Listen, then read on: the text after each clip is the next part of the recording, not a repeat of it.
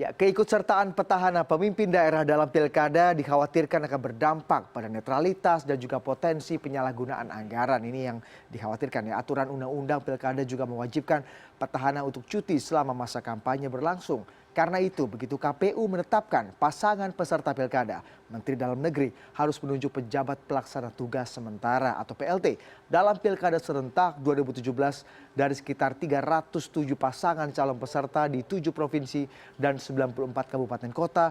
15% atau sekitar 105 calon adalah calon-calon petahana yang dikhawatirkan akan menyalahgunakan tadi yang kemudian akhirnya harus ditunjuk pelaksana tugas, termasuk di 7 provinsi yang ada di Indonesia. Pada Rabu 26 Oktober 2017 atau hari ini, Menteri Dalam Negeri melantik 2 pejabat pelaksana tugas gubernur untuk DKI Jakarta dan Banten. Kita akan lihat siapa yang kemudian ditunjuk oleh Presiden melalui Menteri Dalam Negeri, karena dalam keterangannya terakhir bahwa pelaksana tugas gubernur memang sebenarnya sudah ditunjuk oleh Presiden tapi kemudian dilantik oleh Menteri Dalam Negeri. Kita akan lihat yang memimpin ibu kota dalam beberapa bulan ke depan adalah Dirjen Otonomi Daerah Sumarsono yang akan memimpin Jakarta selama Gubernur Ahok melakukan cuti kampanye. Kemudian kita bergeser ke daerah tetangga Jakarta, yaitu di Banten, yang akan memimpin Provinsi Banten selama beberapa bulan ke depan saat Gubernur Rano Karno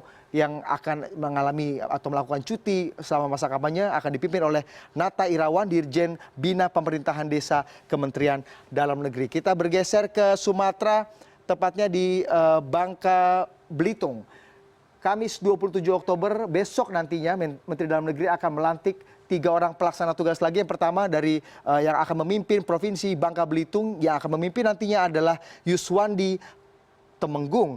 Dia adalah Sekretaris Jenderal Kementerian Dalam Negeri, akan memimpin Provinsi Bangka Belitung. Kita akan bergeser ke ujung barat Indonesia di Provinsi Aceh. Ini adalah daerah yang paling banyak akan melaksanakan pilkada serentak 2017 mendatang, baik di tingkat provinsi maupun di kota dan juga kabupaten. Yang akan menggantikan Gubernur Aceh sekarang untuk memimpin Aceh untuk beberapa bulan ke depan adalah Sudarmo, Dirjen Politik dan Pemerintahan Umum Kementerian Dalam Negeri. Kita bergeser ke Sulawesi, tepatnya di Gorontalo.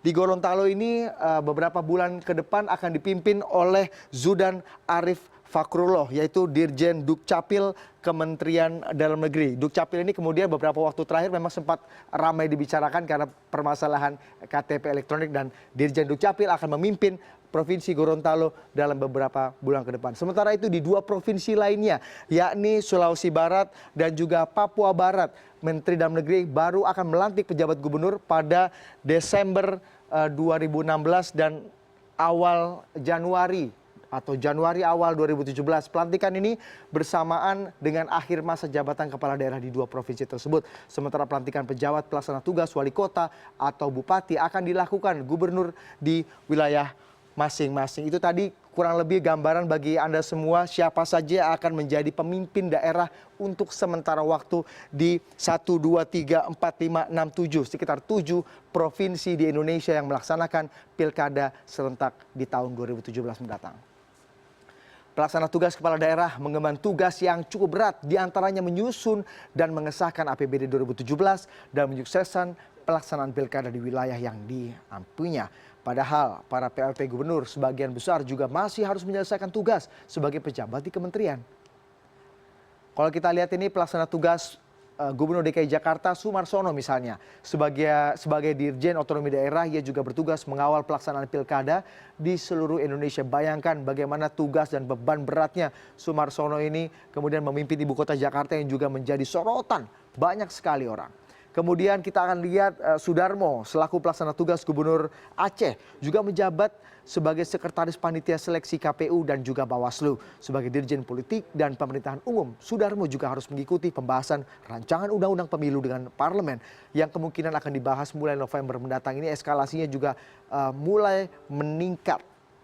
Kemudian pelaksana tugas Gubernur Gorontalo, kalau kita lihat ada Zudan Arif Fakrullah sebagai Dirjen Administrasi Kependudukan dan Pencatatan Sipil atau Dukcapil, juga bertanggung jawab atas kelancaran program Kartu Tanda Penduduk yang hingga saat ini masih bermasalah di sejumlah daerah. Apalagi target dari pemerintah bahwa akhir September ini sebenarnya, akhir Oktober ini harusnya KTP elektronik sudah bisa terdistribusi dengan baik di seluruh Indonesia.